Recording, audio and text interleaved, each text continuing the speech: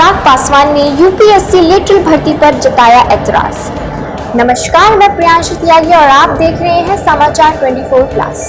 जी हां, चलते इस विवाद पर चिराग पासवान ने भी अपनी टिप्पणी करते हुए बोला है कि मेरी पार्टी पूरी तरीके से इस तरीके की नियुक्ति को लेकर अपनी सोच स्पष्ट कर रही है। जी हां, वो बोलते हैं कि अगर सरकारी नियुक्तियां होती हैं तो उसमें आरक्षण के प्रावधानों का पालन जरूर होना चाहिए। वो आगे ये भी कहते हैं कि इसमें कहीं कोई दिक्कत की बात तो है ही नहीं। प्राइवेट क्षेत्र में इसके प्रावधान नहीं है, ऐसे में अगर सरकारी क्षेत्र में भी इसे अगर लागू नहीं किया जाएगा तो कल जिस तरीके से ये जानकारी सामने आई है, यह मेरे लिए भी एक चिंता का विषय बन चुकी है। पासवान अपनी बात में आगे ये भी कहते हैं कि मैं भी सरकार का ही हिस्सा हूँ, मेरे पास वह प्लेटफॉर्म जहाँ मैं अपनी बात खुलकर रख सकता हूँ। चिराग पासवान अपनी पार्टी की तरफ से भी ये बोलते हैं कि हम लोग कभी इसके पक्ष में नहीं हैं।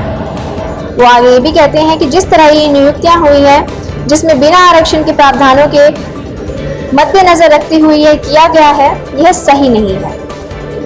मैं भी सरकार के समक्ष इस विषय को जरूर रखूंगा। जी हाँ, हम अपने दर्शकों को बताना चाहेंगे कि आखिर लेटरल भर्ती होती कैसे है। यूपीएससी के अलग अलग मंत्रालय और विभाग संयुक्त सचिव और उप सचिव के 45 पदों पर भर्ती के लिए आवेदन हाल ही में निकाला गया। यह भर्तियां लेटरल एंट्री के तहत की जाएंगी। यह बनने के लिए अब तक पहले यूपीएससी की परीक्षा पास करनी होती थी, लेकिन अब यूपीएससी लेटरल भर्ती में उम्मीदवारों को चयन सिर्फ इंटरव्यू के आधार पर ही किया जाएगा। आसान शब्दों में बोले तो लेटरल एंट्री का मतलब निजी क्षेत्र के विशेषज्ञों की सीधी भर्ती से है।